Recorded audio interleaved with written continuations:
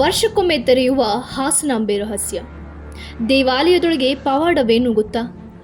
ಸಿಂಹಾಸನೇಶ್ವರಿ ಹಾಸನಾಂಬೆಯಾದ ಕಥೆಯೇನು? ಕಾಶಿಯಿಂದ ಹಾಸನಕ್ಕೆ ಬಂದ ಆ ಶಕ್ತಿ ದೇವತೆ ಯಾರು? ನಂದದೀಪ ಆರದಿರುವ ಮತ್ತು ಹೂವು ಬಾಡದಿರುವ ರಹಸ್ಯವೇನು? ಕಳ್ಳರನ್ನು ಕಲ್ಲಾಗಿಸಿದ ದೇವಿ ಹಾಸನಾಂಬೆ ದೇವಿಯ ಭಯಾನಕ ರಹಸ್ಯಗಳು. ಇನ್ನು ಯಾರೆಲ್ಲ ವಿಚಿತ್ರ ಡೈರಿ ಯೂಟ್ಯೂಬ್ ಚಾನಲ್ಗೆ ಸಬ್ಸ್ಕ್ರೈಬ್ ಮಾಡಿಲ್ಲ ಅಂದರೆ ಚಾನಲ್ನ ಸಬ್ಸ್ಕ್ರೈಬ್ ಮಾಡ್ಕೊಳ್ಳಿ, ಮೇಲೆ ಕಾಣ್ತಿರುವ ಬೆಲ್ ಐಕಾನ್ ಒತ್ತಿ. ವೀಕ್ಷಕರೇ, ವರ್ಷಕ್ಕೊಮ್ಮೆ ಮಾತ್ರ ಬಾಗಿಲು ತೆರೆಯುವ ಭಕ್ತರಿಗೆ ದರ್ಶನ ನೀಡುವ ಹಾಸನ ನಗರದ ಅಧಿದೇವತೆ ಹಾಸನಾಂಬೆ. ಇದರ ಇತಿಹಾಸ, ಪವಾಡಗಳು ಮತ್ತು ರಹಸ್ಯಗಳೇನು ತಿಳಿಯೋಣ ಬನ್ನಿ. ಈ ದೇವಾಲಯವು 12ನೇ ಶತಮಾನದಲ್ಲಿ ಹೊಯ್ಸಳರ ಕಾಲದಲ್ಲಿ ನಿರ್ಮಾಣವಾಗತ್ತೆ. ಈ ನಗರಕ್ಕೆ ಮೊದಲು ಸಿಂಹಾಸನಪುರಿ ಎಂಬ ಹೆಸರಿತ್ತು. ಹಾಸನಾಂಬೆ ಎಂದರೆ ಹಸನ ಪ್ಲಸ್ ಅಂಬೆ, ಅಂದರೆ ನಗು ಮುಖದ ತಾಯಿ. ಈ ದೇವಿಯ ಹೆಸರಿನಿಂದಲೇ ಈ ನಗರಕ್ಕೆ ಹಾಸನ ಎಂಬ ಹೆಸರು ಬಂತು.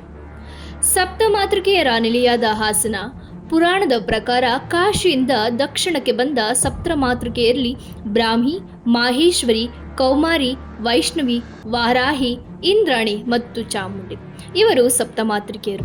ಇವರಲ್ಲಿ ಮೂವರು ತಾಯಂದಿರಾದ ಮಾಹೇಶ್ವರಿ, ಕೌಮಾರಿ ಮತ್ತು ವೈಷ್ಣವಿ ಇಲ್ಲೇ ಹುತ್ತದ ರೂಪದಲ್ಲಿ ನೆಲೆಯಾಗ್ತಾರೆ. ಇದುವೇ ಹಾಸನಾಂಬೆಯ ದೇವಾಲಯ. ದೇವಾಲಯದ ಬಾಗಿಲು ಪ್ರತಿ ವರ್ಷವೂ ದೀಪಾವಳಿ ಹಬ್ಬದ ಸಮಯದಲ್ಲಿ, ಅಂದರೆ ಅಶ್ವಾಯುಜ ಮಾಸದ ಹುಣ್ಣಿಮೆಯ ನಂತರ ತೆರೆದು ಬಲಿಪಾಡಿಮೆಯೆಂದು ಮುಚ್ಚಲಾಗುತ್ತೆ. ಇದು ಕೇವಲ 12ರಿಂದ 15 ದಿನಗಳ ಮಾತ್ರ ತೆರೆದಿರುತ್ತೆ. ವರ್ಷವಿಡೀ ಗರ್ಭಗುಡಿಯಲ್ಲಿ ಏನು ನಡೆಯುತ್ತೆ ಗೊತ್ತಾ? ಅಖಂಡ ದೀಪ. ಬಾಗಿಲು ಮುಚ್ಚುವ ಮೊದಲು ದೇವಿಗೆ ನಂದಾದೀಪವನ್ನು ಹಚ್ಚಲಾಗುತ್ತೆ.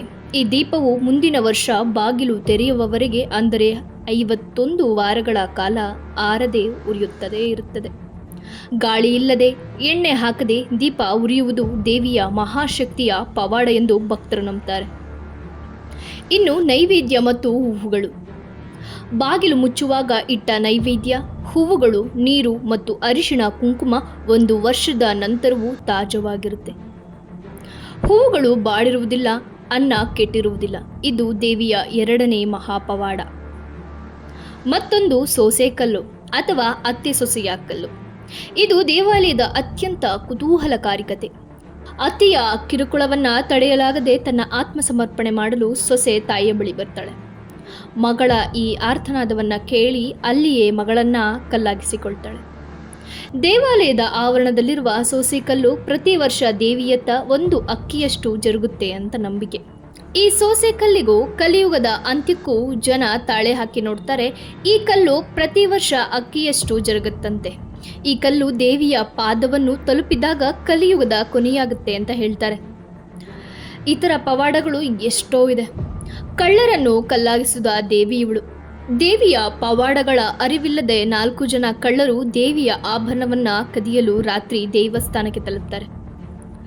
ದೇವಿ ಅವರಿಗೆ ಶಿಕ್ಷೆ ನೀಡುವ ಮೂಲಕ ಅವರನ್ನ ಕಲ್ಲಾಗಿ ಪರಿವರ್ತಿಸ್ತಾಳೆ. ಇದರ ಕತೆ ಇವತ್ತಿಗೂ ಜನಜಹಿತ. ಈ ಕಲ್ಲನ್ನ ಕಲ್ಲಪ್ಪ ಗುಡಿ ಎಂದು ಕರೆಯುತ್ತಾರೆ. ಅಲ್ಲಿ ಇಂದಿಗೂ ಕೂಡ ಆ ಕಳ್ಳರು ಕಲ್ಲಾಗಿರುವುದನ್ನು ನೋಡಬಹುದು. ಏಕೆ ಈ ದೇವಸ್ಥಾನ ಇಷ್ಟೊಂದು ಆಕರ್ಷಣೆ?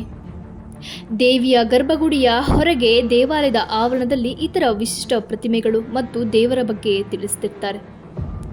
ಅಲ್ಲಿ ರಾವಣನ ವಿಗ್ರಹ ಕೂಡ ಇದೆ. ಇಲ್ಲಿ 9 ತಲೆಯ ರಾವಣನು ವೀಣೆ ನುಡಿಸುತ್ತಿರುವ ವಿಶಿಷ್ಟ ವಿಗ್ರಹ ಇಲ್ಲಿದೆ.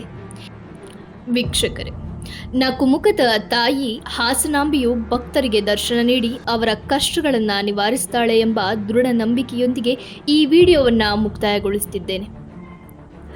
ಇನ್ನು ಯಾರೆಲ್ಲ ನನ್ನ ಚಾನಲ್ನ ಸಬ್ಸ್ಕ್ರೈಬ್ ಮಾಡಿಲ್ಲ ಅಂದರೆ ಚಾನಲ್ನ ಸಬ್ಸ್ಕ್ರೈಬ್ ಮಾಡಿ, ಮೇಲೆ ಕಾಣ್ತಿರುವ ಬೆಲ್ ಐಕಾನ್ ಒತ್ತಿ.